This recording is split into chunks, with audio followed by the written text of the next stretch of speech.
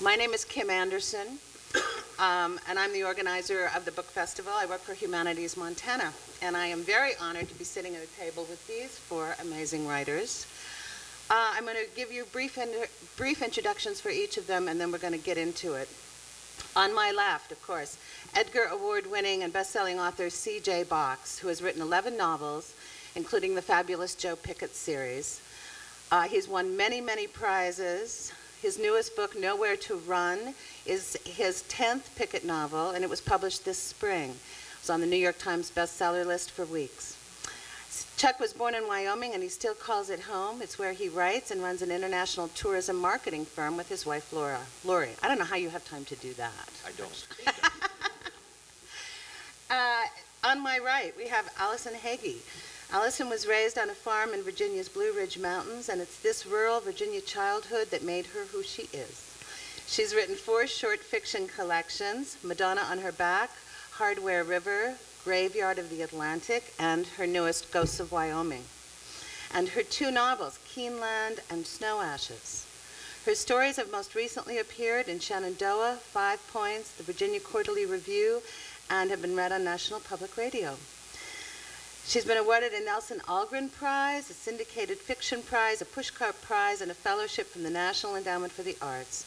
Alyson lives in Laramie and teaches at the University of Wyoming.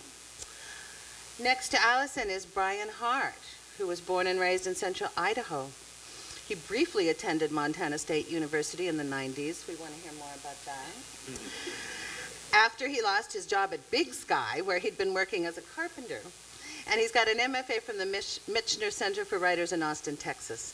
In 2005, he won the Keene Prize for Literature, the largest student writing prize in the world, and his short stories have appeared in the Greensboro Review, Portland Review, and Alaskan Quarterly Review. Then Came the Evening is Brian's first novel. And of course, at the end of the table, we have our own Kevin Canty, the author of 3 collections of short stories, Where the Money Went, Honeymoon, and A Stranger in This World, and 4 novels, the most recent of which is Everything, published just this summer. His stories appeared in The New Yorker, Esquire, Tin House, GQ, Glimmer Train, and Story, among many others. Kevin's work has been translated into French, Dutch, Spanish, German, Polish, and Italian. He lives and writes among us in Missoula, where he teaches in the MFA program at the University of Montana. So please join me in welcoming these guys.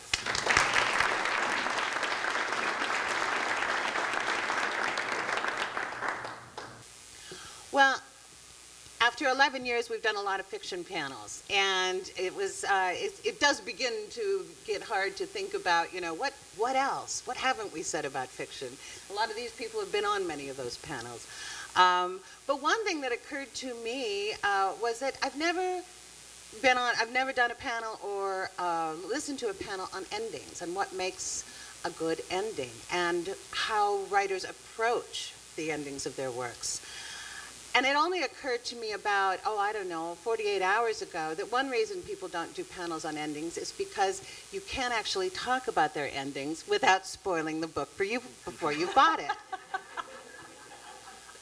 So it would have been nice if that idea had come to me a few months ago, but it didn't.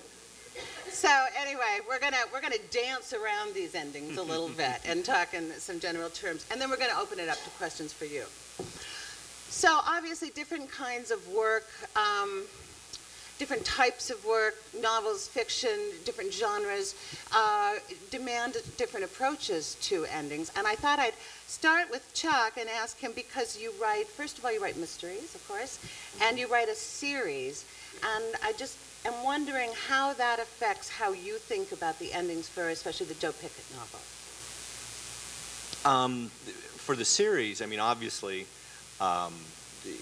the primary series characters, if you kill them off, then there goes your career.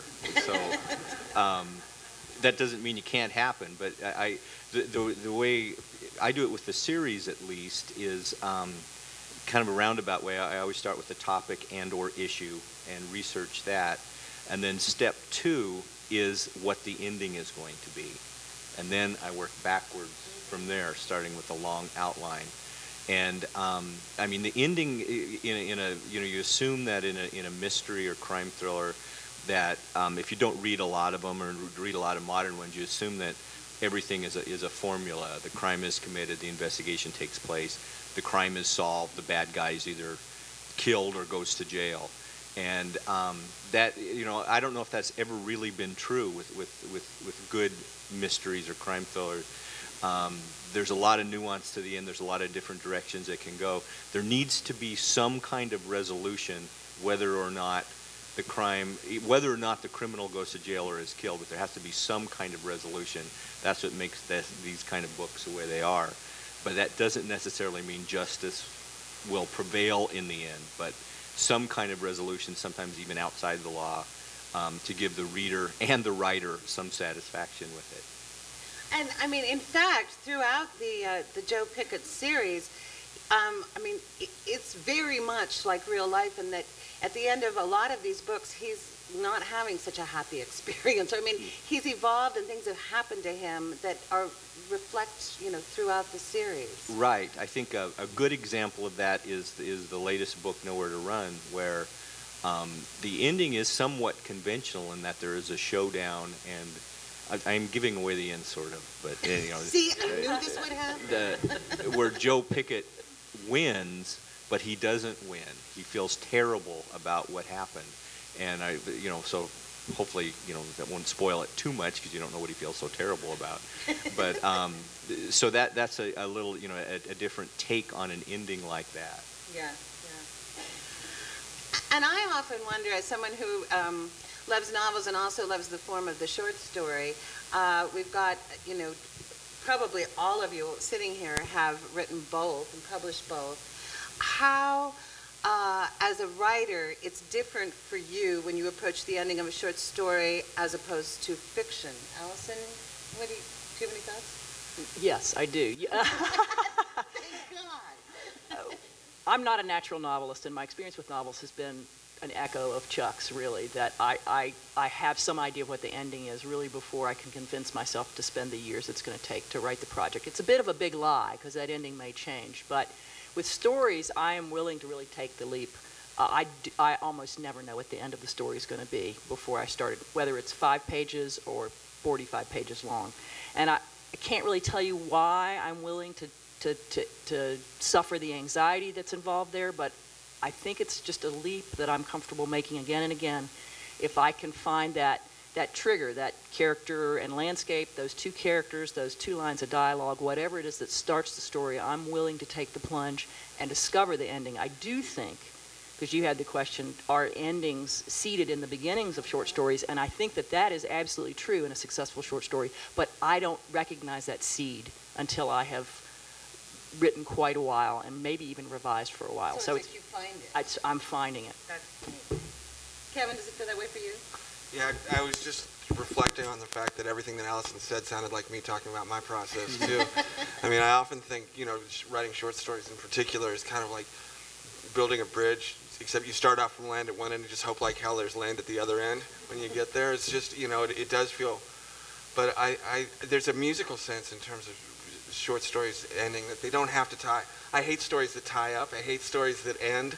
I want stories that somehow they're one complete movement, but the characters are still alive and still, you know, mysterious to the reader. I think the best short stories are only half done when the experience of reading them is done. If they, you know, if you carry them around for a couple days and think about what just happened there, what was that, then then the story's really doing its work. So. And what about for you writing novels then? I mean, working on everything, did you have a sense of where you were going? No, that was like the world's longest short story for me. It was just, you know, I've had novels in the past where I did know where I was going. My first novel, I had the last 50 pages as a failed short story, and just woke up one morning and thought, oh, I just need to write the year before that.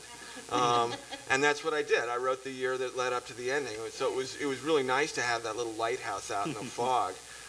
But most of the other ones, sometimes I'll have some sense of what's gonna happen at the ending. Often wrong, but you know, at least I'll be writing towards something much more strongly with a novel than I will with a story.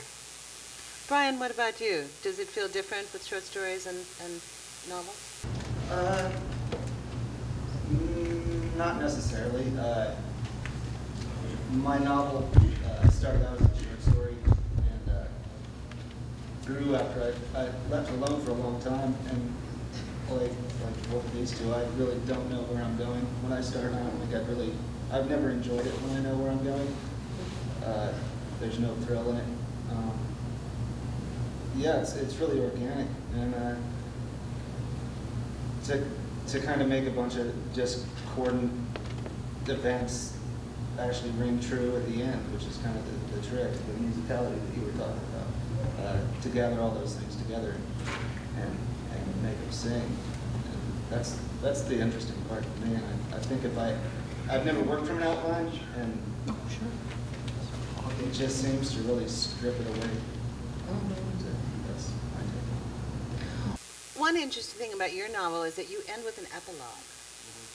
And I'm wondering how that choice was made and what an epilogue means to you. It'd be interesting if any of the rest of you have used that convention. Well, I'm sorry. I'm sorry. I finished the book, and it ended before the epilogue, and it was everything that happened that I thought was due to happen, and then after reading it, I don't know how to put it.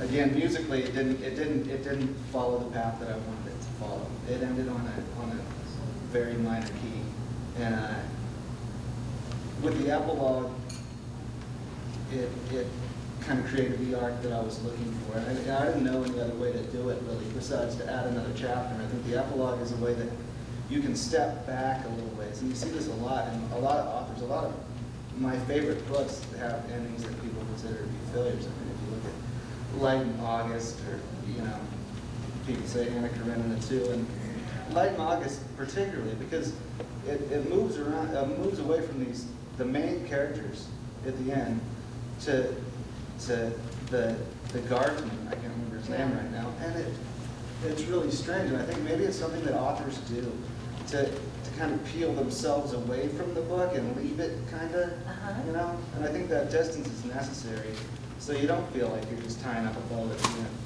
And maybe, yeah, that's what I was doing together. I've never used it. Well, I have to say, I'm really glad you added it, and I don't want to give anything away, but it lifts the book to a whole nother place for me. It really works well. I'm thinking of Metamorphosis by Kafka, which is told, from Gregor's point of view all the way throughout, and very tightly bound to him. And then a few pages from the end, he dies, and we switch to this other viewpoint, and we see the sister stretching, and there's like this sudden influx of new energy from a completely different direction. So the story continues, and yet it's completely altered. It's like everything that we felt about the story gets kind of subtly reversed by this, and I stole that for one of my books. Stealing is good. Brian, it sounds like it was an instinctive move for you, though. Yeah. And that, I think, is an important thing for me, that rather than planning, I mean, he got this thing that we can take apart and say, oh, what a great structural move for him to make, and it lifts the book to another level. But that you're not thinking, oh, today I'm going to go in my study and lift my book to another level, right? No, there's just something you're pursuing, and I just feel like working from the gut is really important when you're trying to find the right ending. Yeah, yeah. But as readers and as writers, I think we have a site for the Book Festival Facebook site, and I was promoting this panel, and somebody commented back and said, please ask them to talk about what makes a good ending. And I said, well, if they could define that, that would be great, because then every writer that comes next will know how to do it. So, as a reader, Chuck, can you tell me what you think makes a good ending? And then can you talk a little bit about, have you had some of your books where you felt the ending was a lot more successful than others? Yes.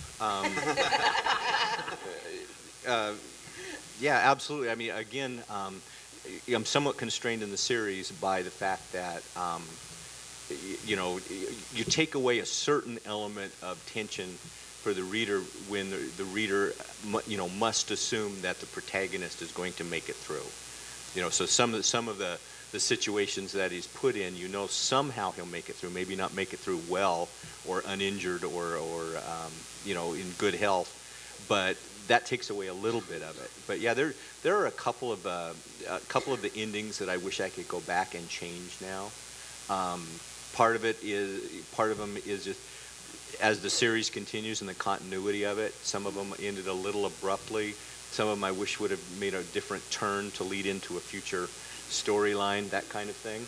But generally, I'm pretty happy with the end. And I think, what makes a good ending, I just, as a reader, there's a certain, there's a certain kind of feeling with some books that, I can consciously remember reading the very last page and slowly closing the book and thinking, oh, no matter what that ending, it worked so well. It wasn't just tossed aside at the end, but you're literally closing the book and thinking, wow, something that really moved me in some way.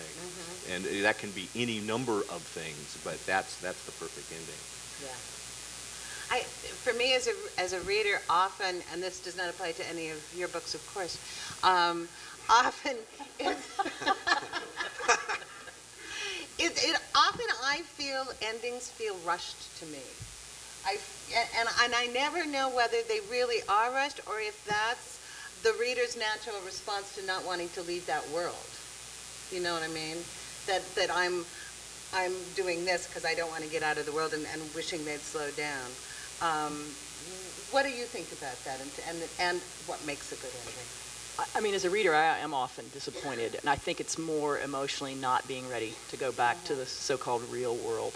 And I sometimes have to stop and say I'm asking too much. I mean, wise words, some of the great books have what we might traditionally call failed endings, or there's a kind of warping in the structure that's unexpected, and that's actually where the mystery, the power of the book comes from. But it's not the kind of advice you would give to other writers, usually, to end books in that way. I think with stories, I'm really interested in playing with the idea of satisfaction. Americans are addicted to narratives. We like beginnings, middles, and endings. And if we don't get endings, whether it's in a political cycle or anything else, we're very anxious. And I find myself, when I'm writing about the American West, trying to deliver stories, maybe a traditional ghost story that does have a beginning and middle and an end, because I love narrative too, and I love being satisfied. But I also think with short stories in particular, you can try to spring the reader's expectations. And for me, writing about the contemporary American West has meant bringing more multiple voices into the narrative, which means you're not going to get that settled ending. But I think you might get, I hope, a sense of what Kevin talked about in a story like that, which is a story that maybe asks questions that you mull over in your head for a day or two afterwards. And so particularly in short fiction, I'm interested in delivering some satisfaction, but also pressing you as a reader to think about some broader questions or issues or consequences. And you really touched on this, Kevin, when you spoke earlier about in short fiction that you leave the story half done and then it's finished in the reader's mind. But it looks to me like you've got some examples. Oddly enough, I have. This is the last very short concluding section of Joy Williams' story, Escapes. Mother, daughter, magicians. The line that I love, that man is a far cry from the great Houdini. As it happened, my mother was not able to pull herself through, but this was later. The time it was not so near the end, and when my mother woke, we found the car and left Portland. My mother sang my name, Lizzie. She said, Lizzie. I felt as though I must be with her somewhere, and that she knew that too, but not in that old blue convertible traveling home in the dark, the soft stained roof ballooning up in the way I knew it looked from the outside. I got out of it, but it took me years. That's a good one. That's just that's a blast of acceleration. That's just hitting the accelerator pedal on the very last line. It just takes you out of the world of the story and into wherever that thing's going to go. Yeah. That's what we're all trying for. Do you think that there are, there are. Do you think so? Do you think there are trends in endings? That there are forms that seem to work in a particular time and place? And I'm thinking, Charles Dickens and Victorian endings where everything is really kind of wrapped up, dear reader style, And then we moved into more romantic period of dramatic occurrences that end things in a spectacular way. And right now, and for the last 50 years, it does seem like we're in an era of, despite what you're saying about Americans living beginning, middle, end, of opening out. At the American end. artists may not love beginnings, middles, and ends.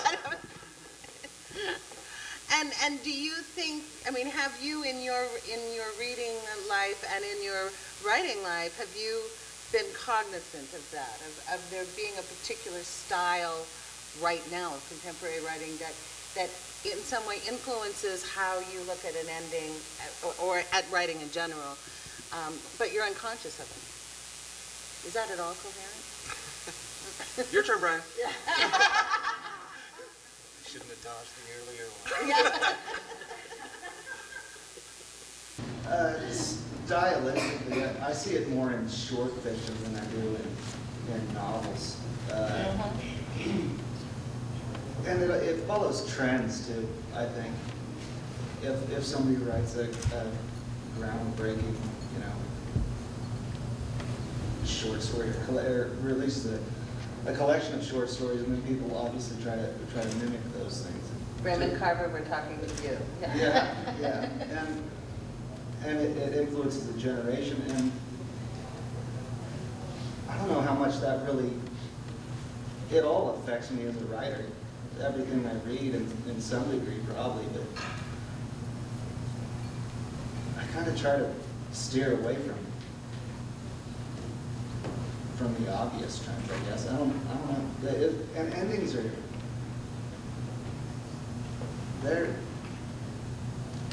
it's to the book, it doesn't really matter what time it is, or when they're writing the book. The thing that matters is what the book and the characters is actually trying to say, which determines the ending, if it's successful or not. So, yeah, I'm not saying. Well, let's move away from endings for a minute. I know all of you are asked all the time about writing from a Western sensibility and the New West, and David said, yeah, from New West, and that's been discussed a lot. But it did strike me, reading these 3 novels and Alyson's collection, that a big presence in all of these books was the West. Some incantation of a particular, and in some of the books' cases, a particular kind of depressed West, or difficult reimagining of the West. Chuck, were you consciously trying to do that when you started this Joe Pickett novel? Because you really use a situation that's kind of been in the headlines, that's happened. You could maybe recap it briefly for people. So in Nowhere to Run? Yeah, in Nowhere to Run. Yeah, in Nowhere to Run, Joe Pickett, he's a game warden, is on his last patrol in a district. He's soon to leave to go home. And before he leaves, he feels it his job to investigate a elk poaching claim on the top of the Sierra Madre Mountains in south central Wyoming. And he goes up there on horseback, and he encounters a pair of brothers, twin brothers, who question his authority, and in fact, they question the authority of any government at all, and it starts a spiral. They don't have fishing licenses. That's what for the want of a fishing license, it creates this pursuit and really harrowing kind of adventure into real kind of heart of darkness stuff for Joe Pickett. And the weird thing about like out of the headlines kind of stuff, and I've even seen some some reviews like Amazon. I read Amazon reviews. I don't know if anybody really doesn't. Some people saying, the perfect Tea Party analogy, and the strange thing is, the book was written, 12 months before it came out. Right. It wasn't just written, to take advantage of events or names, but luckily, I guess, was kind of prescient in a sort of movement, but wasn't based on it. It was written too far ahead. Yeah. So, no, I mean, of course. but I mean, that's one of the, I think, you pick up those feelings in the West of real unrest, and maybe they started here, and maybe that's what reflected in the book. Yeah. Well, good timing on your part. I No. must say. What about you guys? Did you feel in these particular novels and in this collection that they seem to be saying a lot to me about this place and this time? I mean, for me, there was a conscious choice to take the Wyoming stories, not all the Wyoming stories I've written, but many of them that I thought I could link with the idea of ghosts, both spooky kind of ghost and also the sort of historical hauntings in the region. But there are a couple things, I guess, going on, and I can't speak definitively about the West. I've been here 15 years. I do think having come from the rural Appalachian South gives me some insight into what it's like to live in beautiful places where the economy never just quite seems to function. It never gets better. That said, I feel like we have a cacophony of voices in Wyoming, and lots of voices have entered the conversation in our state that didn't used to be recognized as voices, so that's really interesting. And it's, in some odd way, Chuck and I share that link, that recognition of certain kinds of conflicts that start small and seem to echo in a larger way. And I guess that's almost all I was. Oh, also, I've been there long enough to see a boom. And about 6 years ago in Wyoming, we said, oh, we haven't had a boom since the mid-'70s. This time we are going to do it right. We're going to diversify. We're going to do all these things that we didn't do last time so that we won't be susceptible to the bust. And I don't know, Chuck might disagree with me, we haven't really changed very many things. No. So that sort of, this time we're going to do it right, and uh-oh, we didn't do it right feeling, I think, does pervade these stories. Yeah. Kevin, in everything, well, first of all, as a Missoulian, it felt very Missoula to me, which I love. But also, there's a lot about like real estate values, and which is always a fascinating subject for me. Yeah, everybody.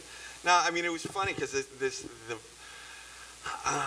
book was inspired by reading a lot of 19th century literature, by reading Anna Karenina and reading Dickens, and just really loving the scope. And so I wanted to write a book that had a lot of point of view characters and had a lot of events in it, and it was really kind of formally driven. And then I wanted to include a lot of like big ticket personal items, raising children and relatives dying and people being born, and just all the kind of like big themes, because I just love that about these novels. They're just like, as Mark Twain said about War and Peace, that he carelessly omitted a description of a steamboat race. Just that sense of just being able to do anything. And so that was what, and so when I was writing that down, I used the furniture from my life, because I've been here on and off since 1972, and it's sort of, I know the place and watched it change a lot over time. And then when the book came out and was sort of pretty well received and, was reviewed on the coast, and it was like I'd written a novel set in Ulaanbaatar. I mean, everybody's Montana is such an exotic location. This book is pervaded with exotic Montana. I'm like, no, these are just like people going through the regular things of life. The fact that I live here and not New Jersey, is kind of, in some sense, accidental. I mean, and in some ways, there's a lot of landscape in there, because the people who live here, it's a long winter and a bad economy. You got to love something about it, and most of the time, it is the fact that we can see something beautiful every day, and so the people who come and stay are the people to whom landscape makes a difference, So, I don't know. I didn't set out consciously to write a revisionist history of the West or anything. I was just using the furniture of my life and the people that I knew, so. Wow, you did. Brian, the landscape in your novel is so intense. I felt like I was driving through one of those narrow Idaho valleys and being almost closed in on. It's a pretty dark landscape. And was that just, as with Kevin, kind of what's going on in my life now, or were you really consciously trying to talk about the economy and the people and what people are doing to survive in this West now? I guess both. As far as the landscape, goes. I mean, I was born and raised in Idaho. I love it there, and it's just a beautiful place. It's also cyclical, and it's largely still based on land speculation. And there's a certain part of the population, you know, the people that end up living in, you know, shotgun shacks or trailers, that they're never going to get a leg up in a community like that unless they, you know, turn to crime or something. Because it's a real estate and speculation-based economy doesn't allow for much room for, you know, upward mobility for a certain class. Because, you know, I work as a carpenter. I had to take some time off work to come here and do this, and it's kind of a double-edged sword, because it's great to get work, but then I'm working for realtors and the people that come to town and it piss me off. So I understand that that's how it works, but it doesn't mean I have to like it. So when I wrote the book, I think a lot of that darkness is, you know, just my own, maybe slightly skewed viewpoint of how I see it compared to how outsiders or tourists see it. Because a lot of people, even the people in town, don't necessarily, they're like, yeah, it doesn't really, you know, it doesn't really feel like here. I mean, the landscapes, they recognize that, but they don't know those people, like the characters in my book, but those people exist there, they just don't know. As far as writing in the West, I guess it could be, I don't know, it's kind of like Kevin was saying about, it's like you're writing about a foreign country. People think that it's something that it's not. You can tell I'm really good at sitting on panels.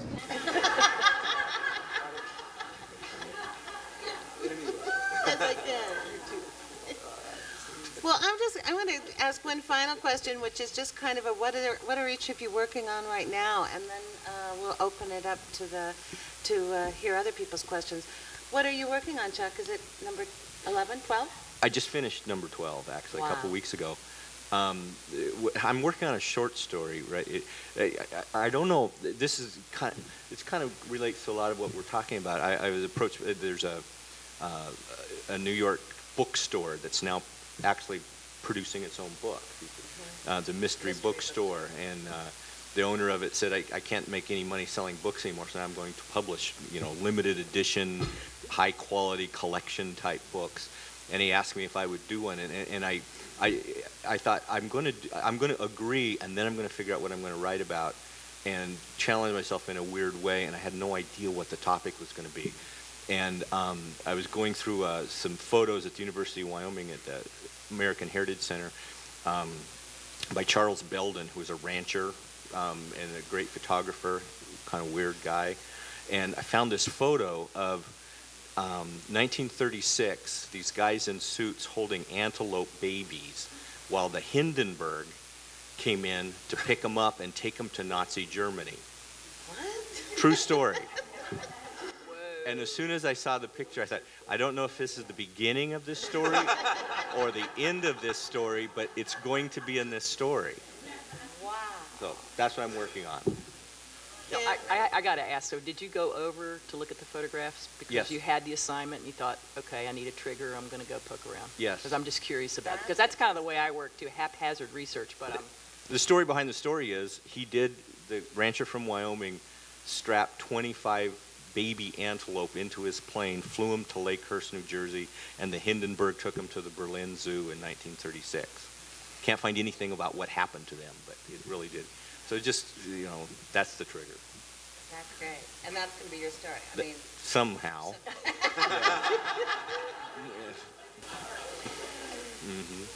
Kevin, what are you working on? Oh, an assortment of derelict novels. Do you keep more than one going at once? Yeah, I mean, that's my new way of working. It's to sort of run one into the ground and then give up on it for a while and then come back and just work on something. I work every day, but I'm at long last, I think, learned to recognize when I'm just writing for the sake of, you know, so I'm not writing, you know? And so at that point, if I'm out of ideas on a project, the best thing I can do is just, leave it fallow for a while and turn to something else. It's different than the way I used to work. It's 180 degrees different than the way I used to work. So right now I have 3 or 4 big projects in various stages of disrepair, and we'll see if any of them come home. I mean, I feel like such a fraud talking about endings. I'm like, I can't even write a middle for half of these things. So, but I mean, I just sort of work every day and hope, I mean, it was funny because this last novel came as kind of a surprise to me. It was like I was casting around and sort of picked this up and I thought, oh, and then got excited about it again and was able to bring it to conclusion. And then my editor looked at it and said, yeah, it's really good, but I hate this ending. And so I had to go back and rework that. Another 6 months.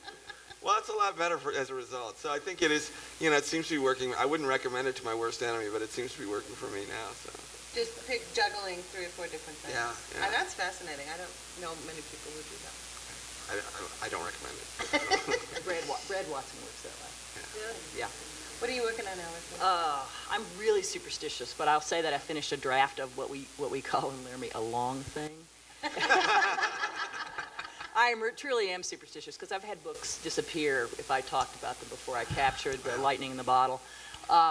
But this, I have a draft, so I'm kind of putting it away, and I need to see if it's really going to hang together. And then the other thing, the next step for me is someone else needs to read it, and give me the truth. So I've got to find that honest validator who will also kick me in the butt to look at it before I can really make any judgments. How long do you set something aside for? It varies from project to project, but I've been away from it for a month, and this is really unusual for me. It's been a month in which I've been working on some micro fictions, but I really haven't been hammering at it after many, many months of hammering at it.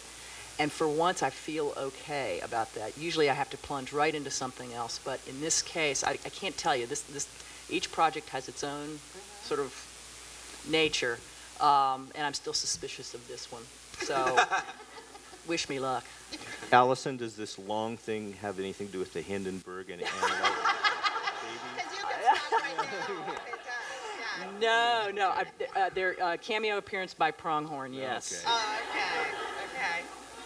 Brian, what do you got going? I'm working on a novel, kind of thinking some short stories, trying to get a collection together. Okay. Are you tinkering with the endings? The whole thing. Just jalopies. Kevin actually alluded to something that, I'll go right to you. You alluded to something that I didn't ask before, which is interesting. Have all of you had the experience of an editor going, I hate the ending? Yes. Not I hate the ending, but I can think of a couple times where they said, could you add a little bit more to it? I like to stop, I like to quit abruptly, and sometimes too abruptly, and they say, can you flesh it out a little bit more? That's it. Any questions out there? You have one? Yeah, my question is, I know you guys are all seasoned writers. What advice would you have for a beginning writer? Because you sound like, well, you don't really have any organization to your story structure.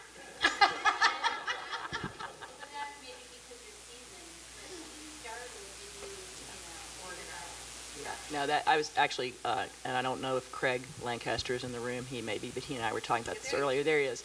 I'll steal from you. We're talking about how you learn to get those habits. He's a journalist, a longtime journalist, and he would say, don't let me put words in your mouth.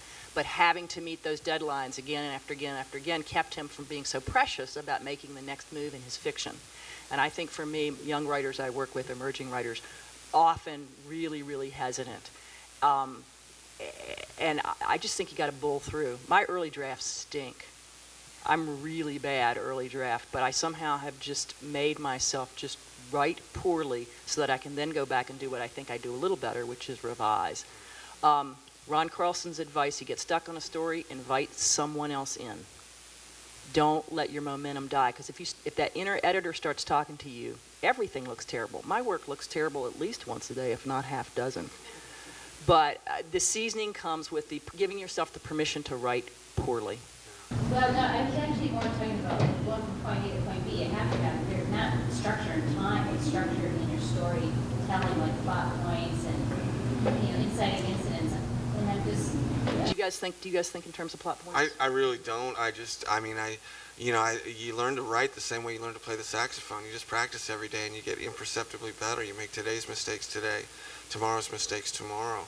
I mean, if you want to have that information in your head, there's a great book called Writing in General and the Short Story in Particular by a man named Rust Hills, who was the fiction editor of Esquire for many years. And it's an impeccably executed book about, the structures of the short story.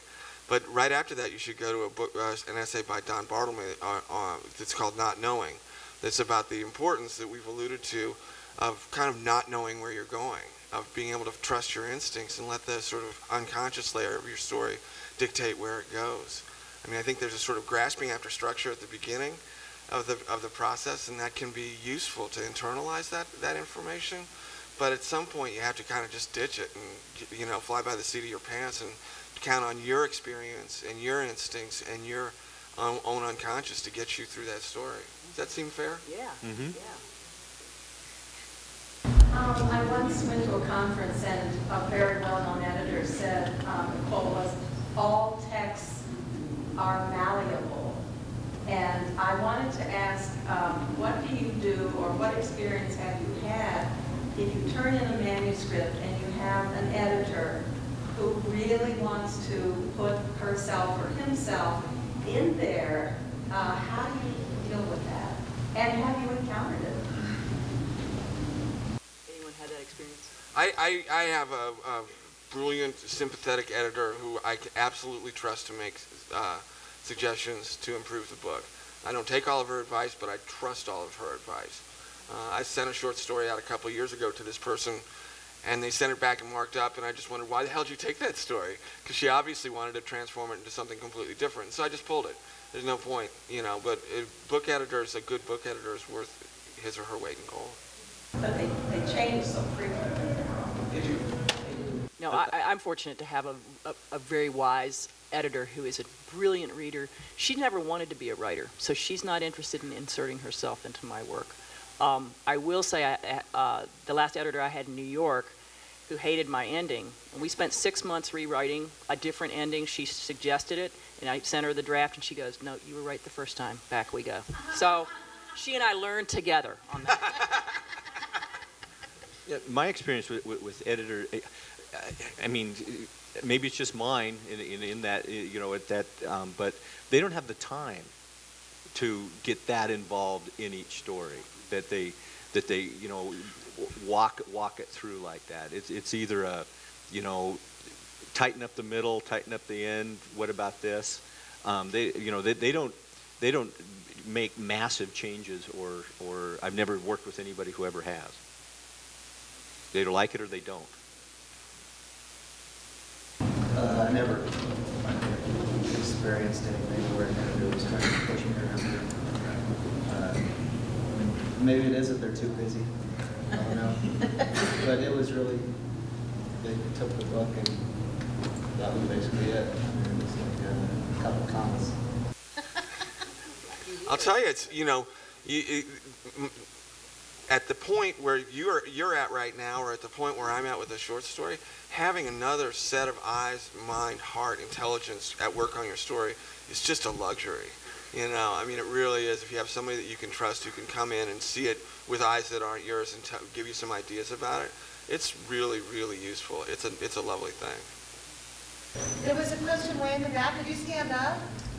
Yeah, this question really goes to Kevin and Brian. You both alluded to kind of a musical approach to your writing.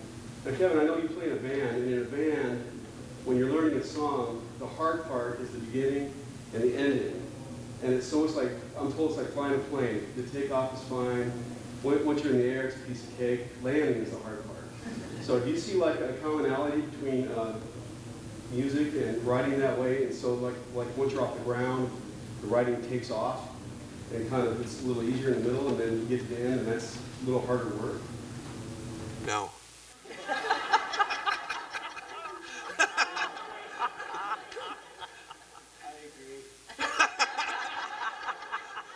I used to play in bands too, and it's a completely different experience.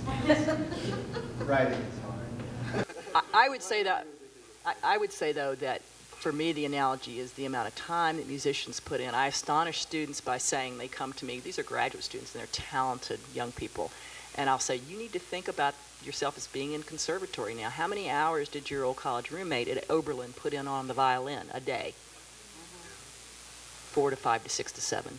Okay. I mean, if you're going to train yourself as a writer, so that's the analogy. Musicians, and reading is work. So it's not, you know, you don't have to cramp your hand, but you need to train yourself to be working and absorbing the world in the way that a musician or a visual artist, or I sometimes use the athlete, the very well-trained athlete, the marathoner. I mean, take it seriously. It's going to require that kind of commitment ultimately. Yeah.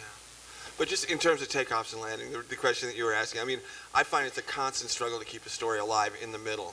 I find that I'm always coming up against deadness, creeping deadness, and that's where the interplay is. And so, if the ending fails, it's not because the ending is a failure. It's because it's always behind you. That's Harry Crews, my old teacher at Florida, used to say. The problem is never in front of you. It's always behind you. So I'm really alert to trying to keep the story alive as it's going. Let go of the ending, not have an ending in mind, not know where I'm going, but just pay attention to what's happening on the page. And if I can do that successfully, it's surprising, but something always sort of happens at the end to end that movement. So, I think that it's all the way through. You write all the way through a piece.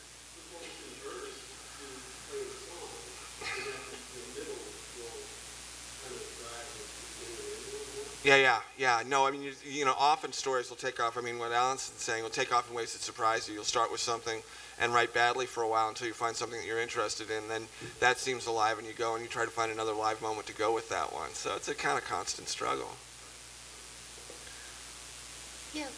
This is for Alyson at the university. Have you noticed that text messaging and all that with your students has changed their writing? I'm sorry, what's it? Changed it, or for someone older? Actually, no, that's a great question. I think that I would say the mechanics of writing, students have paid less attention to it, and in some sense, we could go all into testing, the high schools and stuff, have been allowed to pay less attention to it. So I just kind of set some ground rules. I mean, again, the music analogy, they need to have complete sentences and get their punctuation in order, and I will line edit early assignments for that, and they get it. But my students self-select. They usually come into classes because they're electives, because they're interested in writing, and they've maybe had some success in it, but mostly they're interested. So they are willing to put the elbow grease in and bring those skills up. What might be behind your question is they may not be so good at the sentence level, but I would say their brains are drenched in narrative. I mean, video games are essentially a series of interlocking narrative arcs or whatever, so their sense of story is pretty strong. Getting them then to maybe learn to commit to material in a more serious emotional way, that's what working with young writers has always been about for me. The non-traditional student, the adult writer, brings that in with them, and then it's more usually a sense of talking about craft. Kevin, you've taught for as long as I have, so you may have the world is going to hell and nobody can punctuate anymore. I don't know. But, I mean, if you look at the Orange Street exit off the freeway here, you can still see the ghost apostrophe, or it used to say Vietnam Vets Memorial, VET''S. So, as Alyson says, they self-select. I mean, I think the people who are interested in literary fiction are serious readers and serious writers, and they come into the classroom to do that, and they tend to be people who can write complete sentences and punctuate if they put their minds to it. So, I don't see a huge difference. I think, it may be that literary fiction is becoming more and more of a niche product, less and less mainstream. I mean, it used to be an entertainment medium. It used to be, in the 20s and 30s, you could make a living writing short stories. That hasn't been true for a really long time. So it may be that, I don't think it's going to go away, but it may be that it occupies a smaller and smaller share of, and if you look at the difference between, my brother's in a punk band, Fugazi. There's this great band, but independent band sells their own records. If you sold as many books as they sell CDs of one of their releases, you'd be on the cover of Time magazine. The differences in scale are unbelievable. So the mystery is not why you know, bookstores are shrinking and why book sections are going out of business. The mystery is why they're still there, you know? So let's try to keep them going if we can. Well, I thank you all so much, and I thank our panelists for chatting with us for an hour. We'll see you out at the author signing table. Thank you, guys.